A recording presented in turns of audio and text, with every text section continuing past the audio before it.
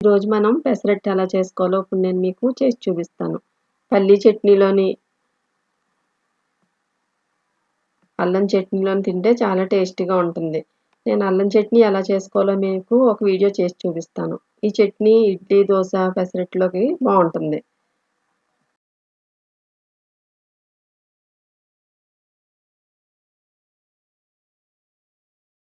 కావలసిన పదార్థాలు: పెసరపప్పు తీసుకున్నాను, ఒక గ్లాస్ తీసుకున్నాను. అది 100 గ్రాములు ఉంటుంది. అది మొత్తం ములిగే వరకు వాటర్ పోసుకోవాలి.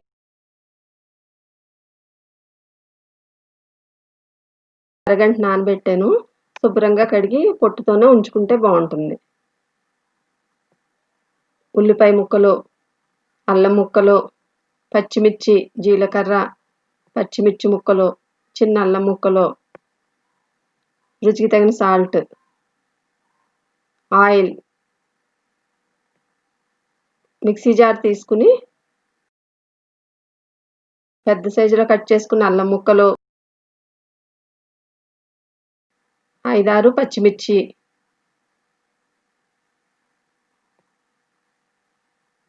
జీలకర్ర 1 టేబుల్ స్పూన్,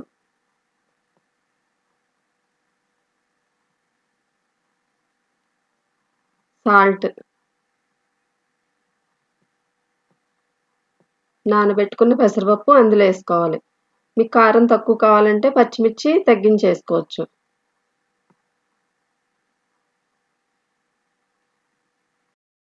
కొద్దిగా వాటర్ పోసుకోవాలి. మూత పెట్టి ఇప్పుడు మిక్సీ పట్టుకుందాం.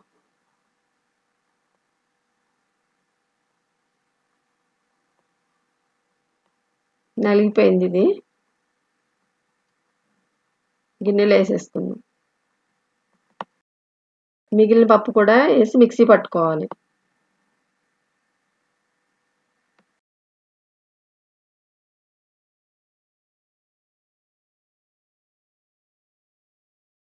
ఇది కూడా నలిగిపోయింది. బౌల్లో తీసేసుకుందాం.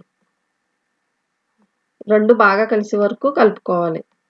పెసరట్టులోకి పచ్చిమిర్చి, అల్లం, జీలకర్ర అది ఎక్కువగా ఉంటేనే బావుంటుంది.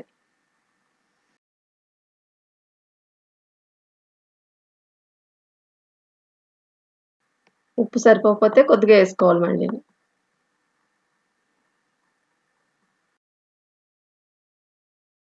ఇలా ఉంటే సరిపోతుంది. స్టవ్ వెలిగించి రేకు పెట్టుకుందాం. వేడెక్కింది. పెసరట్టు వేసుకుందాం ఇప్పుడు. అలా రౌండ్గా తిప్పుకుంటూ పలచగా వేసుకుంటేనే బాగుంటుంది పెసరట్టు. చివర్లది దలసరి రాకుండా చూసుకోవాలి. ఇప్పుడు ఇందు మీద జీలకర్ర, పచ్చిమిర్చి ముక్కలు, అల్లం ముక్కలు,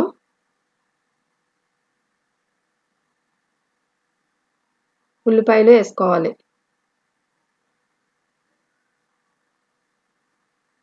స్టవ్ సిమ్లో పెట్టుకునే వేసుకోవాలి మనం పెసరట్టు వేసుకునేటప్పుడు. ఇప్పుడు చేత్తో ఒకసారి గట్టిగా అలాగా అలవాలి.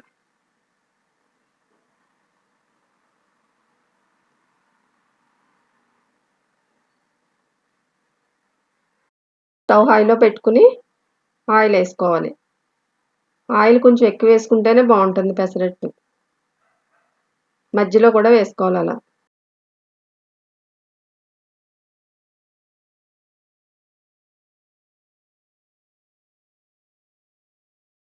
అడుగున కాలింది. దీన్ని ఇప్పుడు తిరగేసుకుందాం.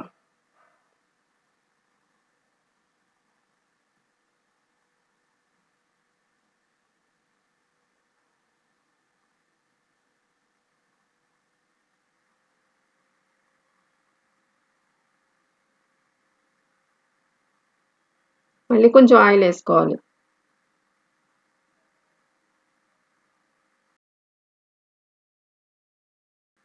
రెడీ అయిపోయింది. ఇది ప్లేట్లో తీసుకుందాం.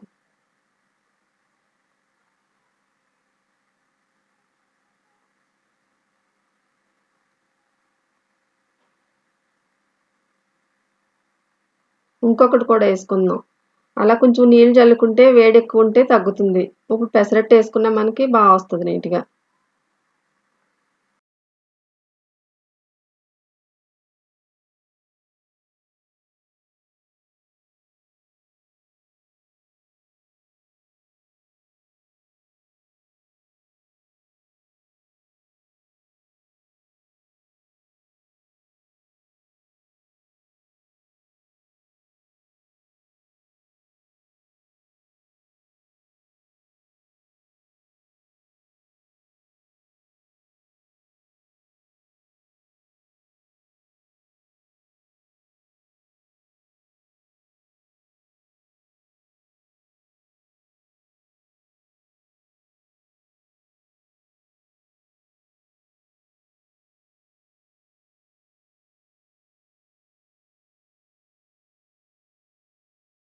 పెసరట్టు రెడీ అయింది.